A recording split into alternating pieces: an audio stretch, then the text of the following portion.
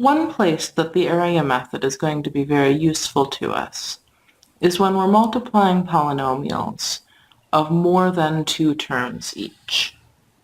For example, if we want to multiply these two trinomials, well, in principle, we know what we want to do. We want to use the distributive property twice to multiply together every pair of terms. In practice, that's very hard to keep track of because there are 3 terms here, 3 terms here, 9 possible pairs. But if we use the area method for this multiplication, we'll set up our box with 3 rows and 3 columns. Our rows will be x squared minus 3x plus 5. And our columns will be 2 minus 7y minus 9y squared. And then we can do our multiplication in each box. And that will give us every possible pair. 2 times x squared is 2x squared. Negative 7y times x squared is negative 7x squared y. Negative 9y squared times x squared is negative 9x squared y squared. 2 times negative 3x is negative 6x. Negative 7y times negative 3x will be positive 21xy. Negative 9y squared times negative 3x will be positive 27xy squared. 2 times 5 will be 10.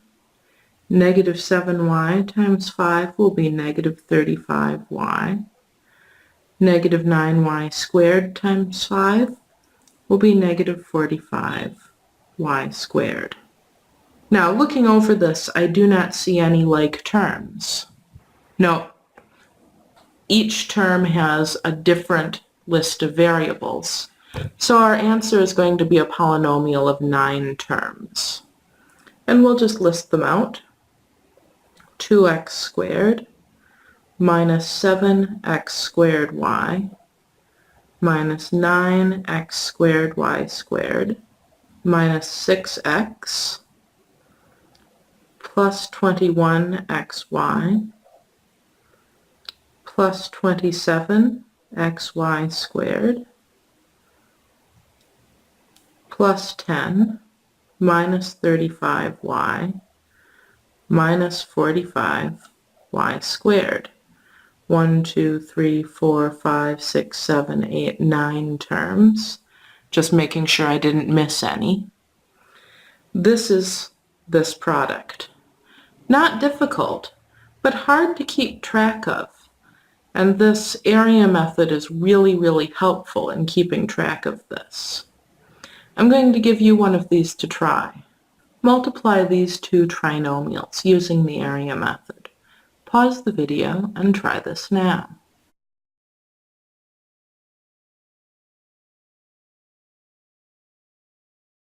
All right, we'll need 3 rows and 3 columns.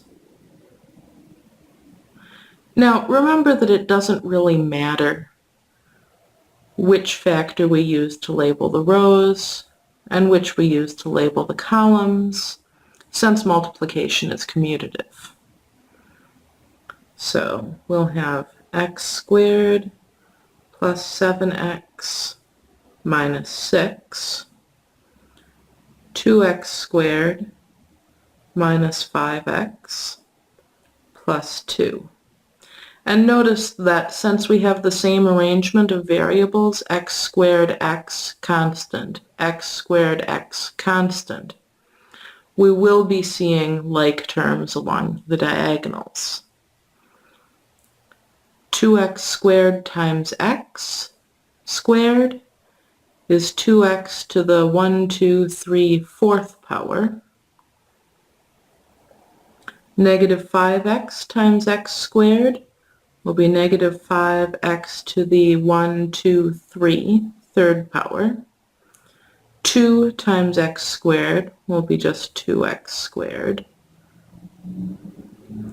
2x squared times 7x will be 14x to the 1, 2, 3 third power. Negative 5x times positive 7x will be negative 35. X times x is x squared.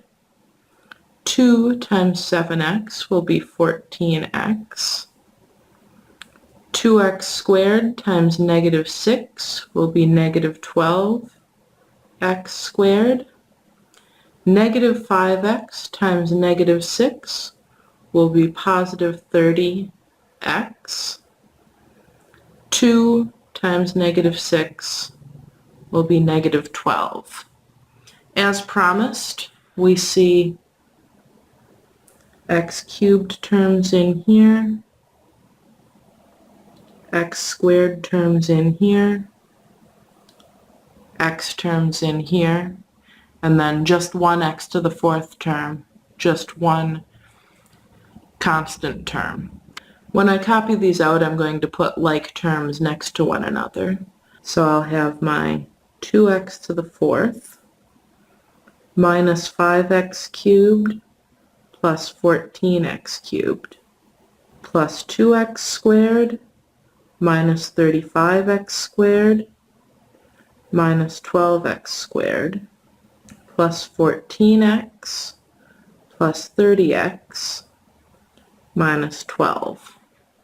And now I just need to combine my like terms. I'll have 2x to the fourth. Here are my x cubed terms. Negative 5 plus 14 will be plus 9 x cubed.